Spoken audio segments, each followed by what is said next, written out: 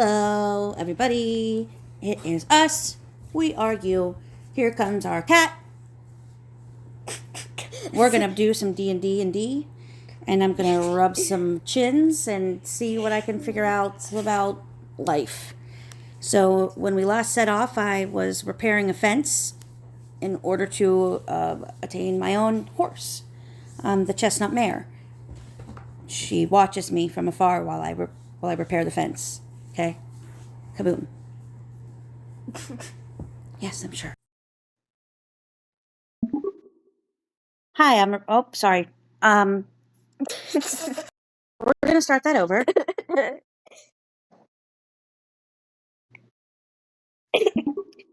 I finished building the fence and go to the farmer and immediately start rubbing his chin, telling him, "You owe me some gold and you owe me a horse, my friend." You finish repairing the fence and head back towards the farmer, who is still tending to his work nearby. You waste no time in rubbing his chin and say, "All right, farmer, you owe me some gold and a horse." The farmer laughs and rubs his now sore chin. Yeah, I haven't forgotten our deal. You did a fine job with that fence, I must say. Here's your gold, as promised. He reaches into his pocket and hands you the 40 gold coins you had agreed upon. And my horse? The farmer grins and points towards the chestnut mare in the pasture. "And here's your horse, just as agreed." The mare whinnies softly and takes a few steps towards you, eyeing you curiously. Chicken Nugget remains on my shoulder. We walk over to the chestnut mare and climb up top of her, and we start riding into the sunset. You walk over to the chestnut mare, with Chicken Nugget perched on your shoulder. You swing up into the saddle and settle onto the horse's back, feeling the power and strength beneath you. With the sun beginning to set in the distance, you grab the reins and give a gentle kick to the mare's flanks. The horse starts moving, carrying you towards the horizon in the setting sun. Cool. So, okay. Well, guys, my brother's going to be here, so I'm going to have to pause the video. You heard it. We paused the video, and let's start again. So, do you remember what they said? We're riding into the sunset, and where are we going? We're going to find some shelter or something. Well, talk to him. We ride into the sunsets in search of some shelter and a good warm place to sleep for the night. You ride for a while as the sun slowly sinks lower in the sky. The golden light of dusk bathes the world in a warm orange glow. As you scan the landscape for somewhere to sleep, you spot a small inn a few miles ahead, smoke spiraling up from its chimney. I ride in that direction. Smoke coming from the chimney tells me that it's either warm or there's a fire. Either way, I'm into both, so I head that way. You ride towards the inn, the chestnut mare trotting easily beneath you. The inn looks cozy and inviting, with warm light spilling from the windows and smoke curling up from the chimney. When you arrive at the inn, you dismount and tie the horse to a hitching post outside. You can smell bread baking, and the sound of low voices comes from inside. Oh, bread. I love bread. The warm, yeasty smell of bread wafts out of the inn, filling your nostrils. You can feel your mouth start to water at the thought of a delicious, freshly baked loaf. As you step towards the inn's entrance, you push open the door and step inside, greeted by a warm, inviting atmosphere. The inn is cozy and homely, with a large fireplace crackling in the corner and a counter at the back where meals are served. I enter the inn and find the person who looks to be in charge, and I say, "Hi, can my horse and my bird and I stay the night and eat some bread?"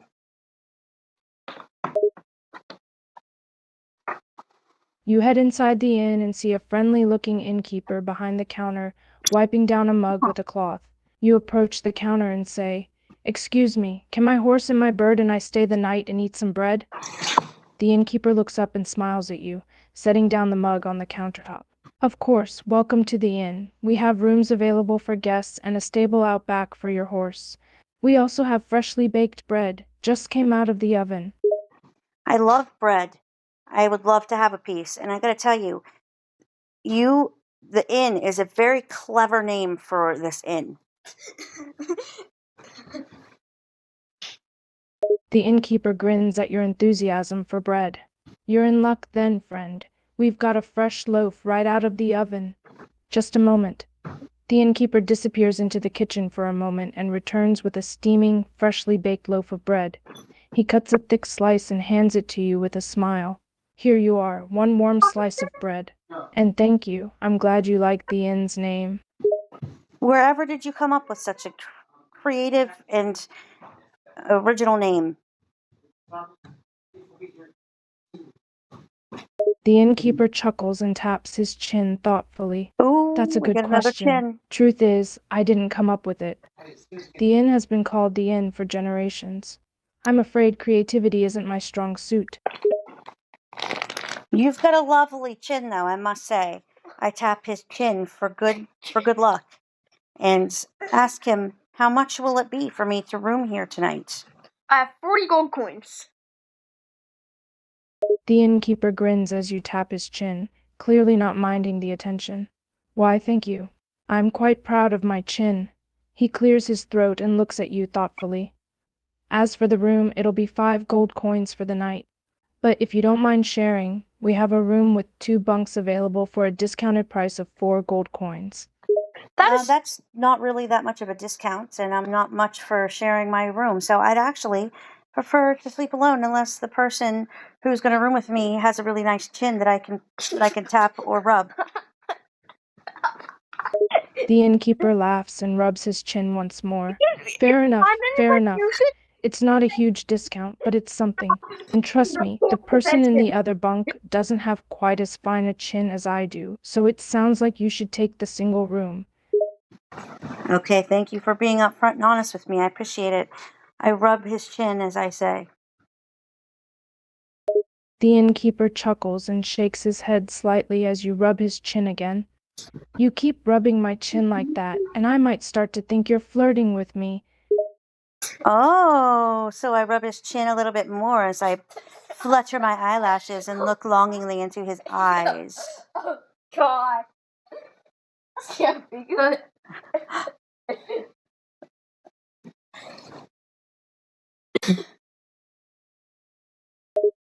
The innkeeper laughs even harder at your exaggerated flirting, clearly enjoying the attention. Whoa there, slow down. You're going to make me blush. He grins and taps your hand lightly, still chuckling. Save the flirting for someone who's not working, my friend.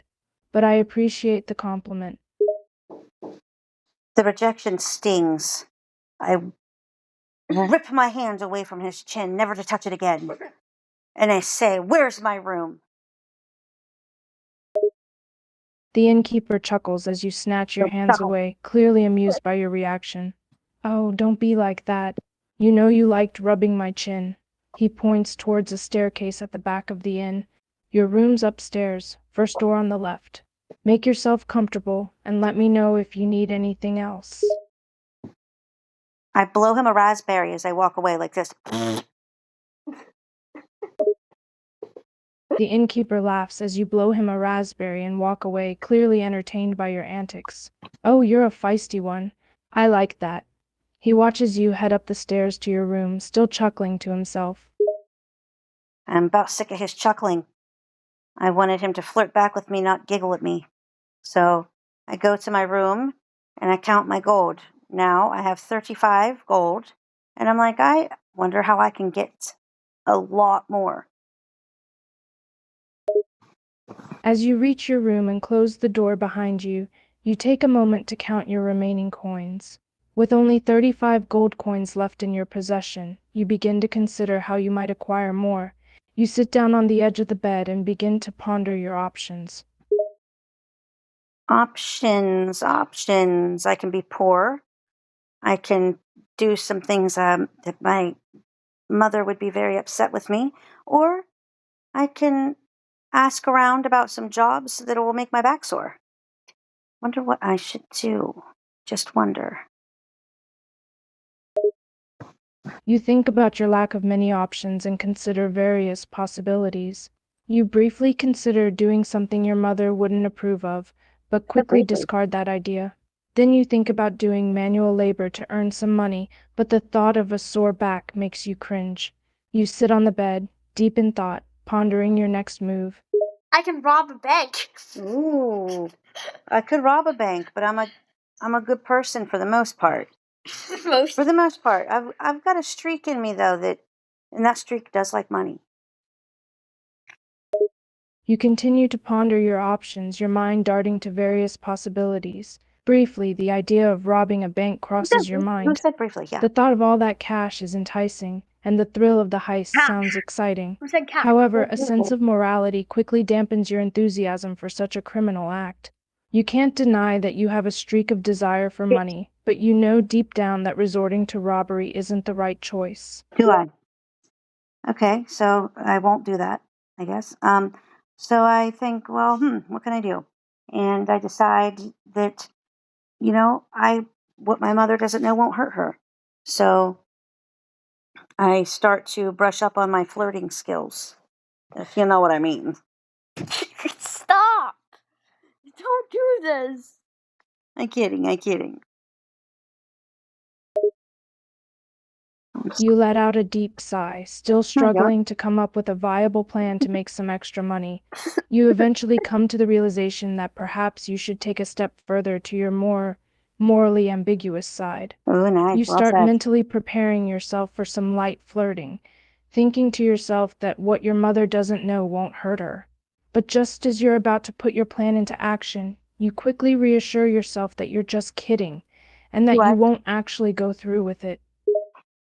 So I decide I will do some hard manual labor and that I will probably go see the farmer in the morning, but maybe I can go ask the innkeeper, stop, if I can, if he knows of any work that needs to be done. With your decision made, you resign yourself to the idea of doing some manual labor to earn some money.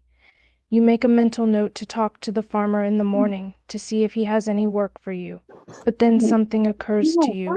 Perhaps you could ask the innkeeper if he knows of any local jobs or tasks that need to be done. After all, he seems to have his finger on the pulse of the community. Stop playing. On the pulse of it. So I head down toward him and I say, Stop playing. Come on. hello, innkeeper. And I flutter my eyelashes. You need to stop. And I say, I'm looking for some money. Do you know of any work around here that needs to be done? Can you please stop? You head back down to the inn's main I'm room, not trying your best to look as Nobody seductive knows. as possible as you approach the innkeeper.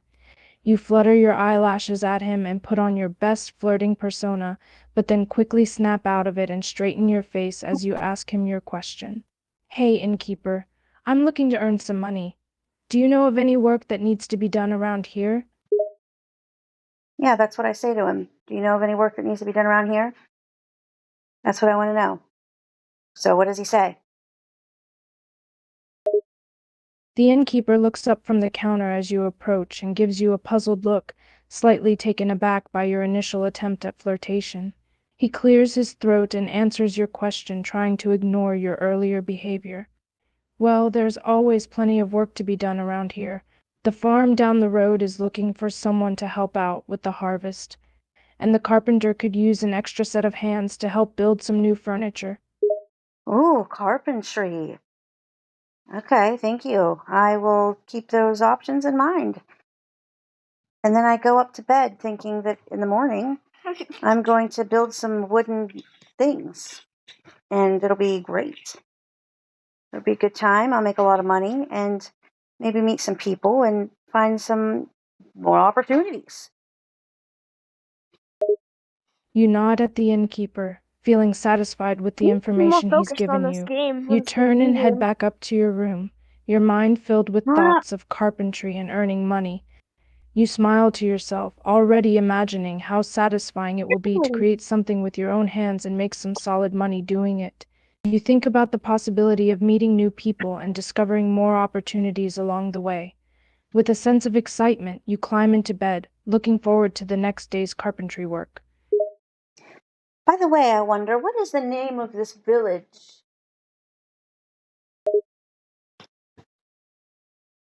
You pause for a moment, realizing that you've been so preoccupied with your own thoughts and plans that you've never actually asked what the name of the village is. With a sense of curiosity, you wonder aloud, by the way, does this village have a name? I wonder that aloud, but aloud enough that the innkeeper might hear me, and maybe, if he feels like it, answer my question that I am clearly only asking to myself, but letting him hear. You repeat your question aloud, No. making sure that your voice is loud enough to carry to the innkeeper in the main room. You're not necessarily expecting him to answer, I am. since you were just pondering the question to yourself, but you figure there's no harm in letting him overhear. The innkeeper, who is still working behind the counter, looks up at the sound of your voice. He seems to realize that you were unintentionally addressing him and smiles slightly at your curiosity. Yeah, he smiles slightly. He's always laughing at me. Well, I say, since I catch him looking at me, do you know the name of this village?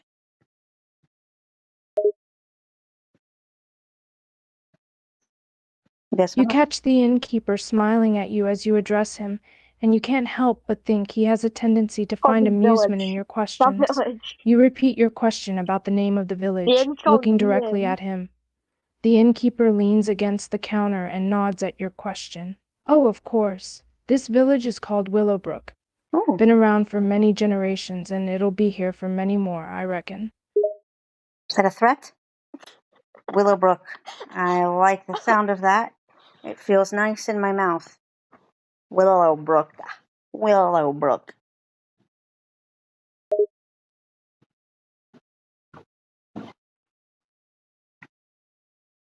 You enjoy the sound of the name Willowbrook as Uh-huh. it rolls off that? your tongue. It has a calm and comforting feel to it, much like the babbling of a nearby brook. You repeat the name aloud a few more get it. times, savoring the way it feels in your mouth. The innkeeper chuckles as he watches you Stop mumbling chuckling the at me. name to yourself. Yeah, it's a nice name, isn't it? Suits the place well, if you ask me. It does. You're always laughing at me. I don't know if it's a flirting thing or what it is, but I've decided that I'm going to call you Chuckles.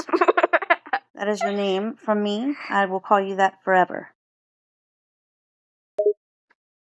You smile to yourself as you decide to give the innkeeper a new nickname, Chuckles. You find his constant chuckling endearing, Do I? and the fact that he seems to find humor in your every action makes you want to poke some fun at him in return. The innkeeper raises an eyebrow and smirks when you announce your new nickname for him. Chuckles, eh?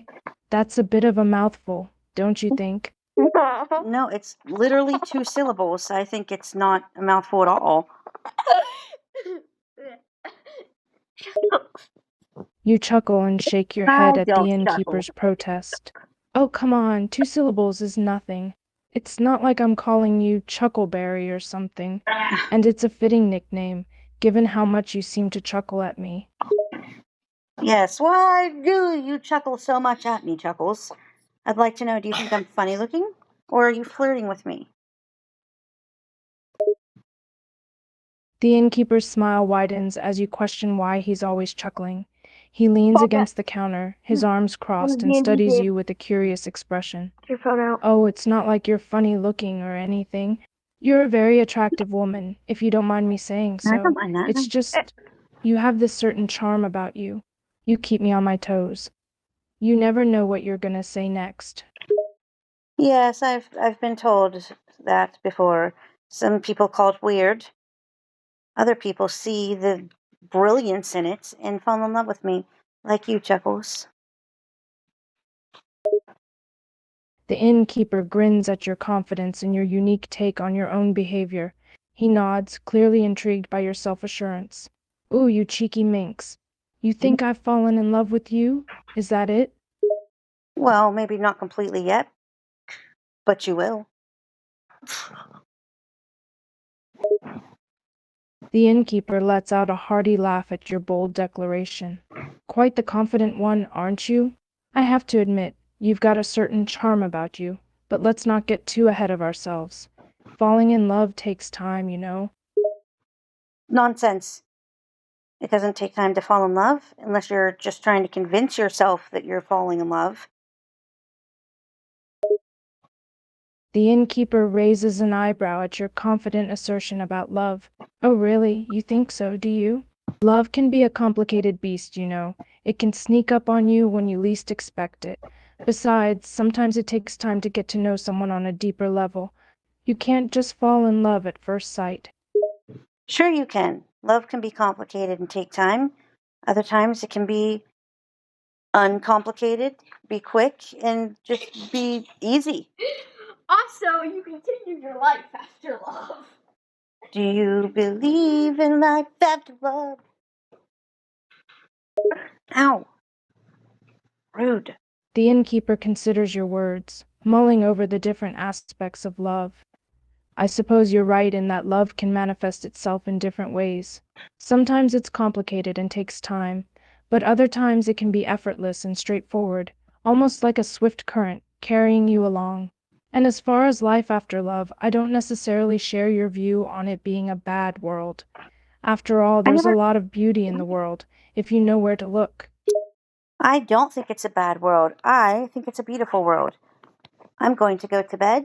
If you love me, then you will be here waiting for me in the morning, and we'll get to know each other a little better. The innkeeper nods in agreement, appreciating your insight about the beauty of the world. As you announce your plan to head to bed, you turn back and boldly inform him that if he truly loves you, he'll be waiting for you in the morning. The innkeeper chuckles and Oh smiles my at your God. forwardness, clearly amused by your antics. Is that so? Well, I guess you'll have to wait and find out in the morning, won't you? I think to myself about the fact that I need money, so I might not. The innkeeper's smile widens at your abrupt and awkward change of subject. Ah, money, of course.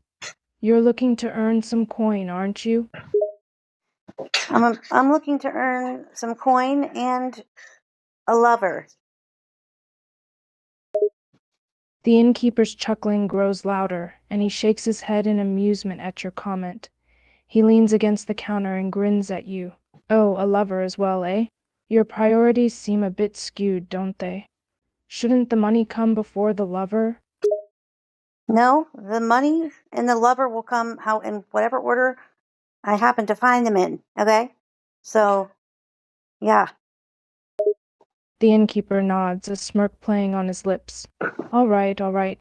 I can see you've got your own set of priorities.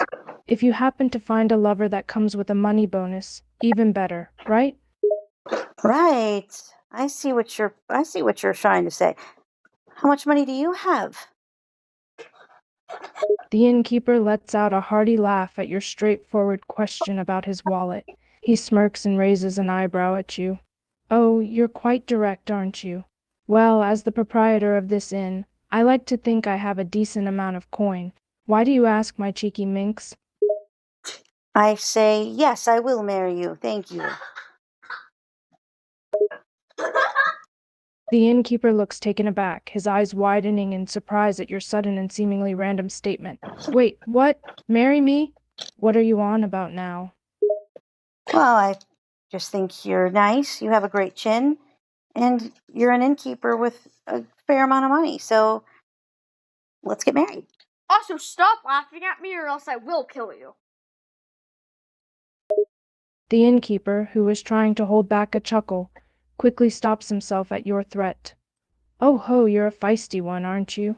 I appreciate the kind words and the unexpected proposal, but you do realize marriage is more than just a decision based on financial stability and chin appeal?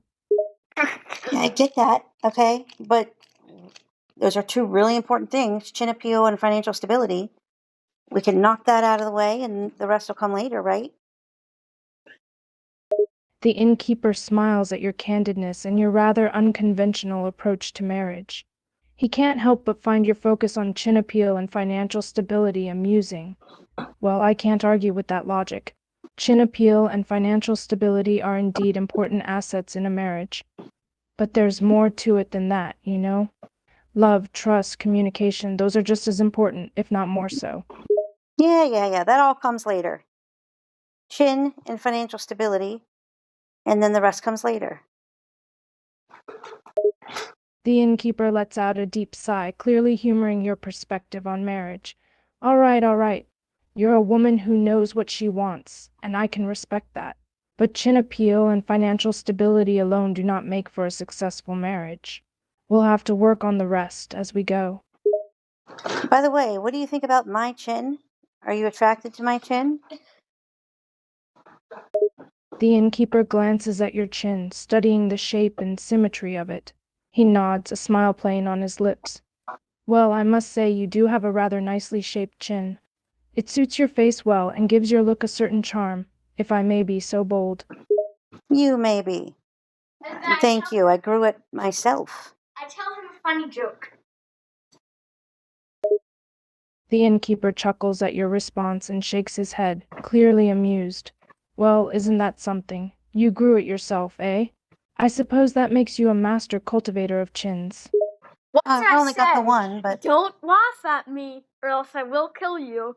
And chuckle kind of counts as a laugh, right? The innkeeper does his best to suppress a chuckle at your continued threats, opting to respond with a slight nod instead. All right, no laughing or chuckling. I get it. And I suppose shuckle, as you call it, can be a gray area. It's too late. The innkeeper smirks at your declaration, not entirely certain if you're joking or not. Not. What do you mean it's too late? Should I be running for the hills right now? Yes.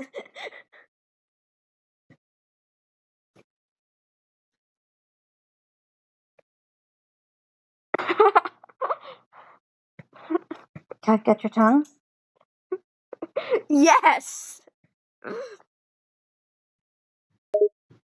The innkeeper cocks an eyebrow at your question, his amusement growing. You want my tongue now? Come on. What do you need that for? I'm not a cat. The innkeeper can't help but burst out laughing at your response. Oh, so that's what this is about, eh? You're not a cat, so you don't need my tongue. I see. You don't Well, see. good to know you're not in need of a kitty snack, I suppose. What did I say? Don't laugh at me, or I will kill you. The innkeeper quickly composes himself upon hearing your threat and nods, making a mental note to hold back his laughter. You better. Right. No more laughing. Got it. Though you do make it rather difficult at times. It's too late. You should be running for the hills right now. Run.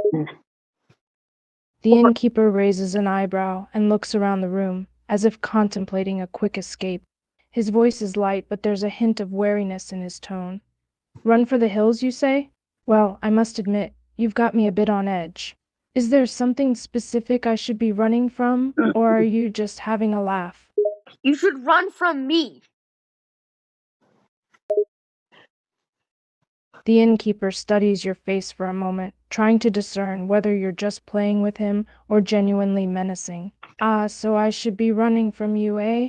What exactly are you planning to do if I don't take off for the hills? I already told you I would kill you. The innkeeper lets out a nervous chuckle, obviously hoping you're just joking. Right. You did mention that. Care to clarify why you'd feel the need to end my life? I'm not joking. I don't like to be laughed at. The innkeeper nods slowly, a hint of worry in his eyes. All right, I understand that you don't like being laughed at, and neither do I. But killing someone just because they chuckled at you seems a bit extreme, doesn't it? Probably Run. to the person who's getting killed, yes. But run now.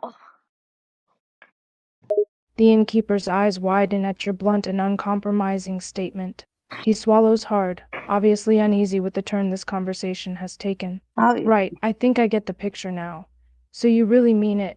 I should start running. Right now, you say? Take your time asking questions. See where you end up. The innkeeper pauses, mulling over your words. He takes a deep breath and tries to keep his voice steady. I suppose I'd just like to clarify something if that's okay. Are you actually planning to kill me if I don't start running right now? Or is this all just a big joke? I'm still going to kill you if you do start running. It'll just be a bit harder for me to kill you. So take your time asking questions and you will be dead. The innkeeper's face turns as white as a sheet as he processes your ruthless words. He slowly shakes his head, seemingly in disbelief of the situation he finds himself in. Wait, wait, wait! You're going to kill me no matter what I do? If I run, I die. If I stand here, I die. What am I supposed to do then? Try to outrun me. It's most likely going to fail then. So. The innkeeper lets out a long, exhausted sigh. Clearly realizing that there's no way to win this situation, he decides to listen to your command and slowly starts to back away towards the door. All right. I get it. I'll try to outrun you, even though you seem pretty confident it'll be a futile attempt. Wish me luck, I guess. I stab him. The innkeeper's eyes widen in terror as you suddenly lash out, plunging the knife into his chest. He gasps and drops to the floor, clutching his wound. He looks up at you, his voice weak and shaky. You really meant it, didn't you? I didn't. I'm unable to generate a reply that meets our content guidelines. That's a good place to stop, I'd say. Okay, well, I'll do an outro. Like and subscribe. You'll never be bored. I'm interesting and entertaining. And I always have pretzels on my hair for the pigeons to eat. Just remember, all of this is a joke. We would not actually do this, so don't ban us, YouTube. I might do it. That's actually going to get us banned, you know. YouTube, don't be silly. I'm not going to do it. So why do you have pretzels in your hair? I'm pretty sure Your hair, it's in you my need hair to get before. them out I love the because it's pigeons. a They covered love in to hair, and the eat the pretzels pigeons out are of my going hair. to die of You have cancer no because there are control pretzels over in my your hair. hair. It is very I've told you bad, before and, that I do it's not also cause ducks, not cancer. pigeons. It's Ducks called eat Duck them too. Life. That's the They game don't that get you cancer play. from I it don't either, care so about I don't care what Duckless. you Nobody think. cares about I'm Duckless. I pretty will sure stab everyone cares about Duckless just like I did Not with stab this Duckless. innkeeper. I I swear will to stab God. him. I swear I will. I swear I will. Fight. You know that we can't even play Duck don't Life care what anymore. you think Remember, about Duck anymore. Life. I That have the means right I to put can't pretzels kill in him. my I hair hope if I that want makes you to. feel